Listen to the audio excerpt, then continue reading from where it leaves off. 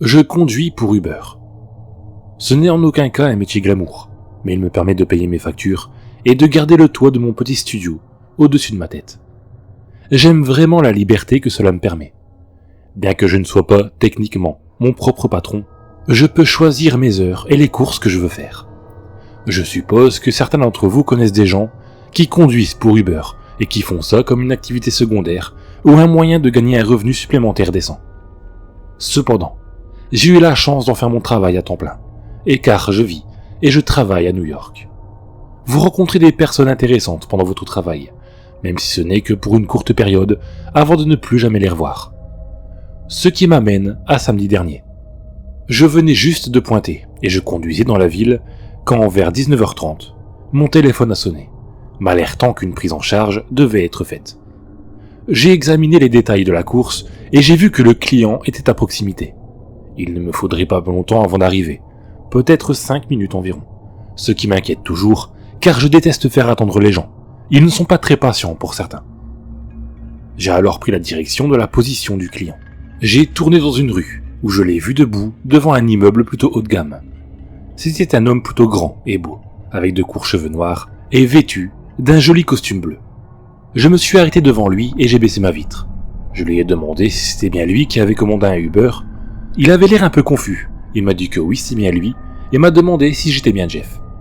J'ai confirmé que c'était bien moi, et j'ai sorti mon téléphone, et j'ai commencé à faire défiler pour trouver son nom. Comme il faisait noir, la luminosité de mon téléphone me faisait mal aux yeux, et je plissais les yeux vers l'écran pour essayer de voir correctement. Alors, ça veut dire que tu dois être... dis-je luttant pour trouver son nom. Bradley.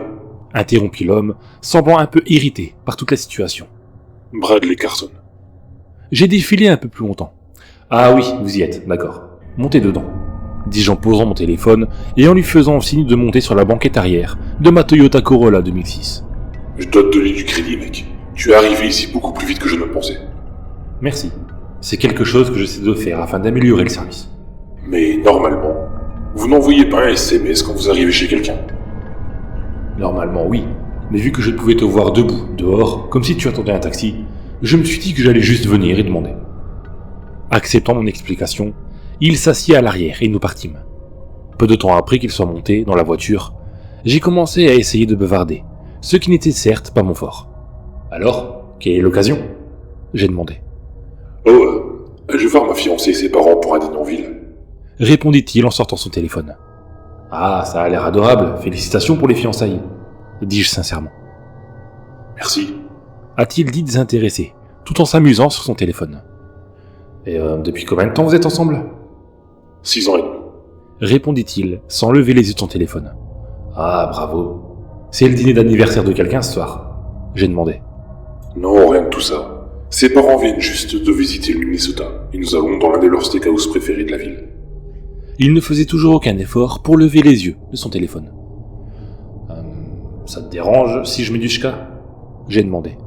C'est une de mes musiques préférées. J'aime n'importe quoi, mec. Dit-il d'une voix monocorde. Je ne vais pas mentir, je ne suis pas sûr qu'il ait réellement compris ce que j'avais demandé. Mais peu importe, j'ai ajouté la musique amusante et rebondissante. J'ai trouvé que c'était une excellente bande-son pour la soirée.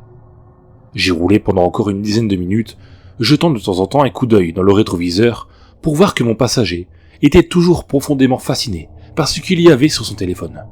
J'ai eu l'impression qu'il faisait juste ce qu'il fallait pour éviter une conversation plus gênante. Je ne peux pas lui en vouloir, vraiment. Nous étions presque à son arrêt. Pas plus de 2 minutes plus tard, je me suis arrêté à sa destination et j'ai klaxonné 3 fois. Cela attire apparemment son attention. D'accord, nous y sommes, dis-je d'un ton neutre. Avant qu'il ne puisse répondre, cependant, son téléphone reçut une notification. Il le fixa intensément pendant une courte seconde. Ce qui suivit fut une courte et étrange pause. Jeff ? Dit-il tremblant. Pourquoi ai-je reçu un SMS disant que mon Uber est arrivé à mon appartement ? C'est étrange, murmurai-je. Attends, ce n'est pas le steakhouse ? A-t-il déclaré, son front maintenant plissé. Juste à ce moment-là, un grand homme chauve, vêtu d'un débardeur blanc taché et d'un pantalon de survêtement gris, a émergé de l'immeuble à notre droite et s'est tenu là, sur le perron. J'ai baissé ma vitre côté passager pour lui parler. « Hey, Chet, il est à l'arrière !» ai-je crié, en désignant Bradley avec mon pouce. Yo, qu'est-ce que c'est? Dit Bradley, soudainement très inquiet. Sur ce, Chet descendit les escaliers en grondant et se dirigea vers ma voiture, avant de s'arrêter à la fenêtre ouverte. Bien joué, Mikey, dit-il, tout en me lançant une pile de billets de $100. Mikey? Dit Bradley, avec un regard très confus sur son visage. Désolé, mec, répondis-je, avec un haussement d'épaule, sans enthousiasme. Yo, laisse-moi sortir d'ici! Bradley a plaidé, tout en essayant de trouver la serrure de la porte. Il n'a pas fallu longtemps avant que la porte soit ouverte, mais pas par Bradley. Chet l'ouvrit de force et commença à lutter avec Bradley. Bien que Bradley ait certainement semblé être en forme et qu'il ait au moins 20 ans de moins que Chet, il a été pris au dépourvu, et Chet était un mec grand et fort. Lâche-moi, espèce de bâtard! Bradley a crié, tout en griffant et frappant Chet. Il avait de la rage en lui, je lui accorde ça, mais Chet était beaucoup plus fort.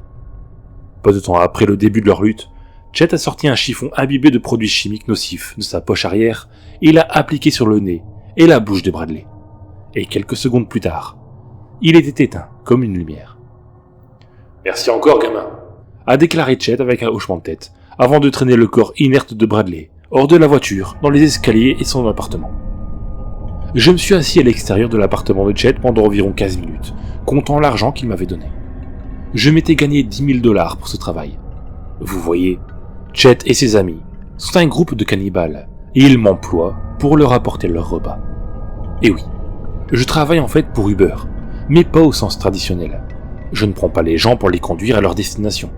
Je cherche des emplois ouverts, et s'il y en a près de moi, et que Chet a faim, je passe les chercher.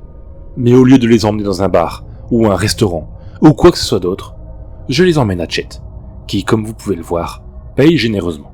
Bien sûr, je pourrais simplement prendre des gens et les emmener à leur destination, et gagner quelques centaines de dollars ici et là.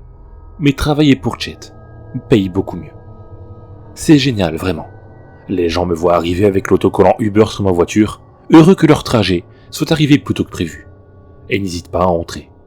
Et je dois dire que j'aime vraiment quand les gens arrivent perdus dans leur téléphone et cessent de prêter attention à leur environnement. Cela rend mon travail beaucoup plus facile. Bon, peut-être à bientôt alors. J'espère que Chet aura faim.